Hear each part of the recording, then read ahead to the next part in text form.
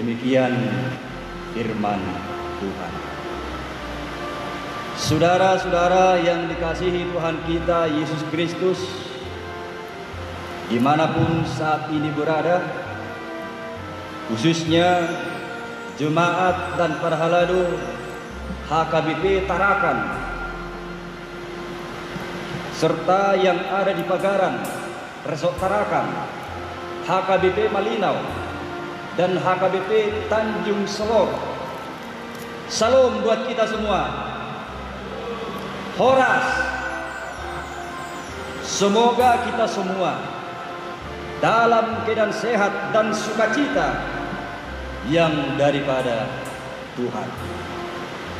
Saudara-saudara, inilah mungkin pengalaman kita yang pertama di mana ibadah peringatan kematian Tuhan kita Yesus Kristus atau ibadah Jumat Agung dan ibadah-ibadah Minggu serta ibadah-ibadah lainnya untuk sementara waktu kita harus laksanakan di rumah kita masing-masing bersama dengan keluarga dan tinggal di rumah saja sesuai dengan anjuran pemerintah kita menunggu wabah COVID-19 berlalu.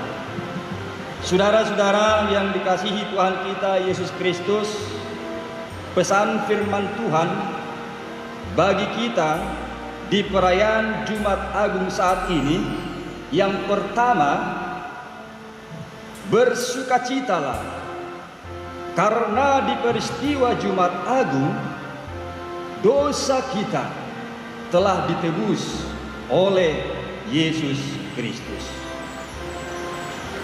Tadinya kita manusia berdosalah yang harus menanggung derita dan siksaan yang dialami oleh Tuhan kita Yesus Kristus.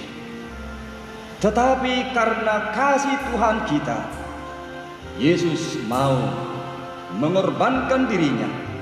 Dan itulah sukacita kita pada Jumat Agung ini. Injil Matius menyaksikan bahwa pada peristiwa penyaliban Yesus Kristus telah terjadi kegelapan di seluruh daerah Yerusalem, mulai dari jam 12 sampai pada jam 3 dengan durasi selama 3 jam.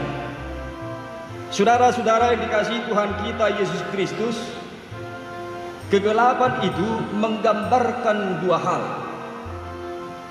Yang pertama, bahwa alam ciptaan Tuhan juga turut berduka, juga turut berkagum ketika menyaksikan penderitaan Tuhan kita Yesus di kayu salib yang bukan karena dosanya, dan kegelapan itu terjadi hanyalah atas kuasa Allah. Dan gambaran yang kedua, kegelapan itu menjadi pertanda bahwa Yesus disalibkan adalah karena hati, karena pikiran, bahkan rohani manusia itu telah digelapkan oleh dosa. Jadi peristiwa di Golgota mengingatkan kita semua untuk menyingkirkan segala hal yang membuat hati, yang membuat pikiran, bahkan rohani kita gelap. Banyak hal tentunya yang bisa membuat hati seseorang atau pikiran seseorang, bahkan rohani seseorang menjadi gelap, jadi hulum, sehingga hidupnya bagaimana?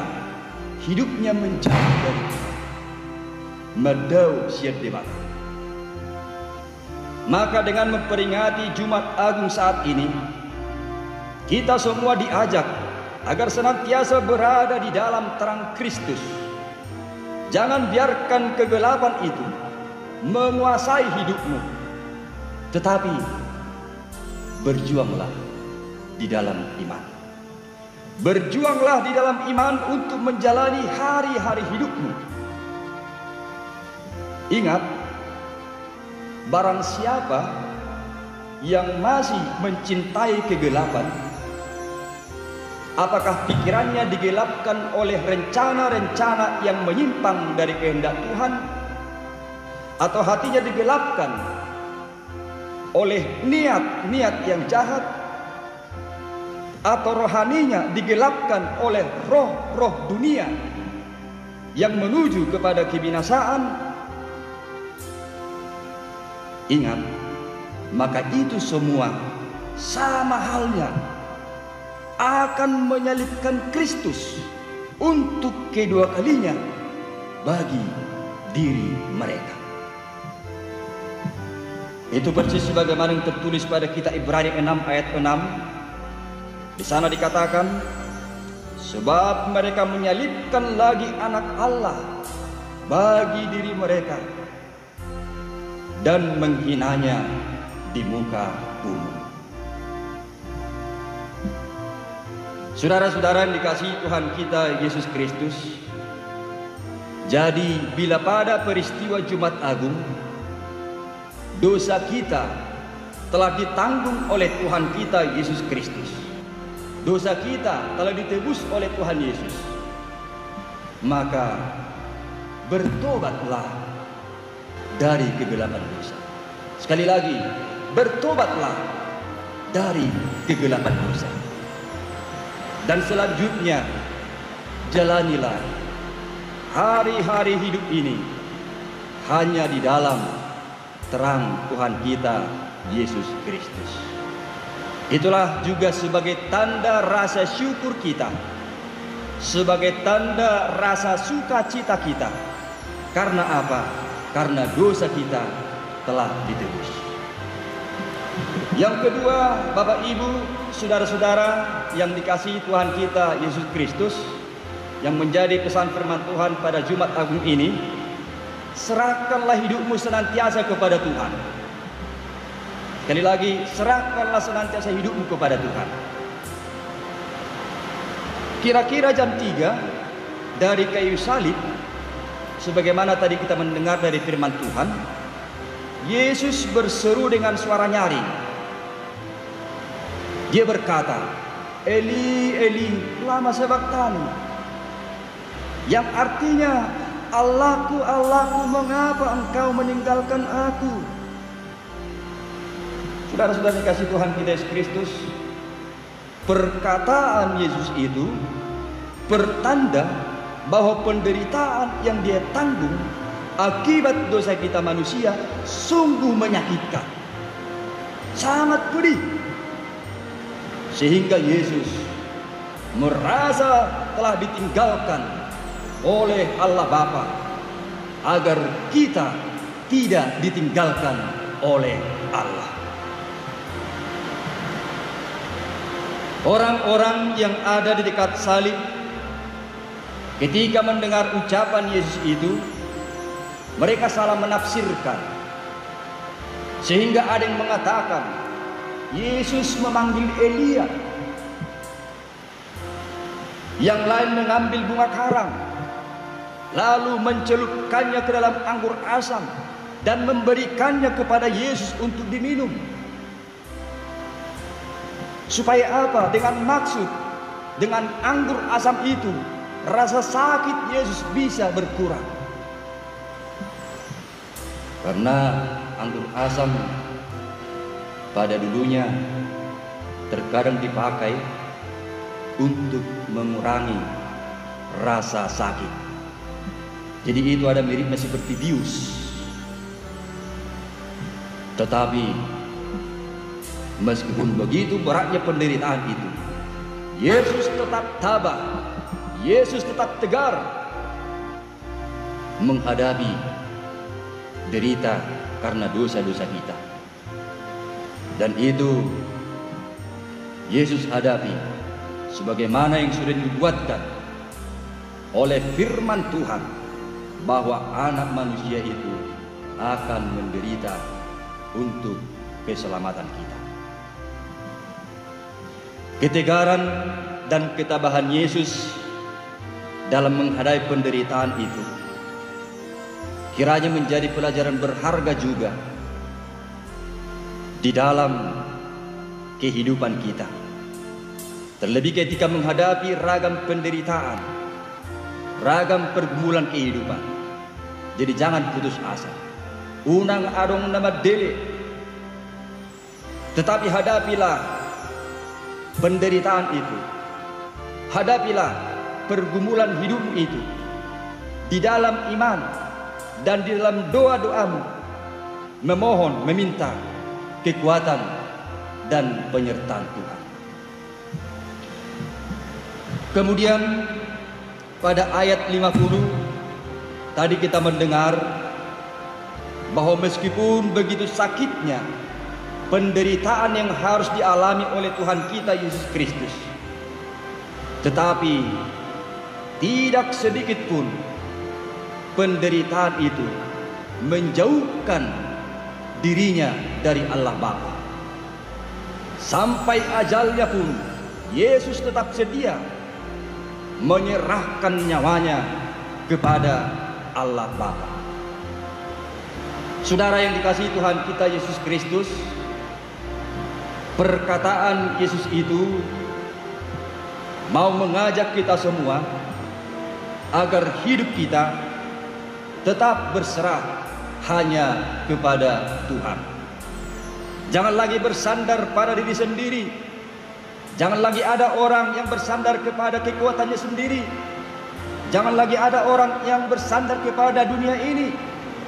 Tetapi bersandarlah dan serahkanlah seluruh pekerjaanmu, seluruh aktivitasmu, seluruh rencanamu hanya kepada Tuhan kita saja.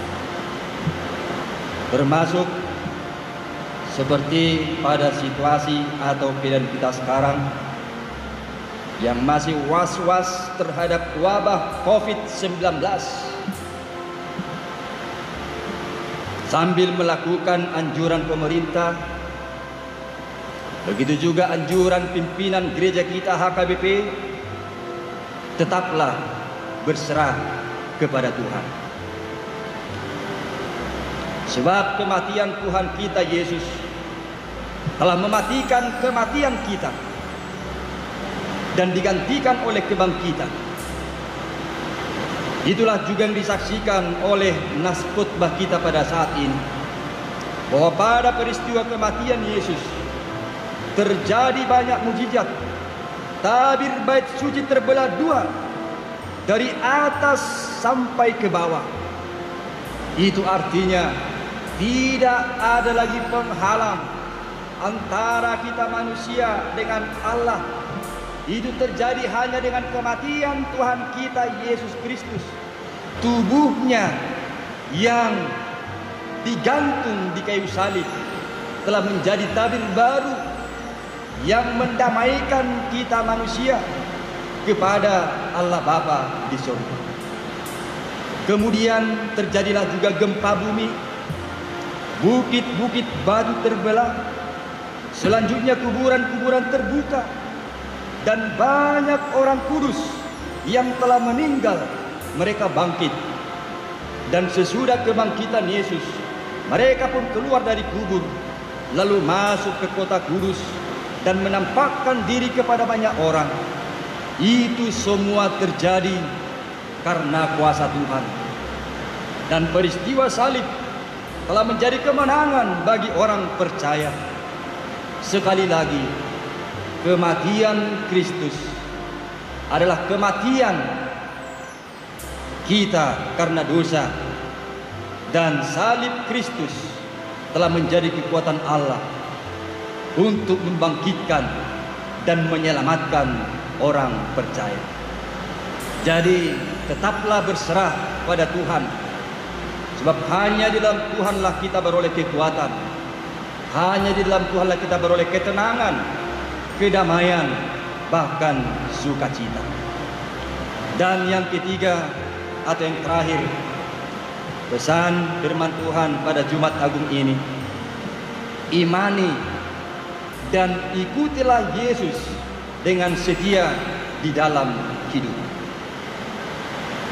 Saudara-saudara yang dikasihi Tuhan kita Yesus Kristus, ketika kepala pasukan dan prajurit-prajurit itu menyaksikan fenomena alam yang terjadi oleh kuasa Tuhan, mereka pun ketakutan, magiar, dan mereka pada akhirnya mengaku bahwa Yesus sungguh anak Allah.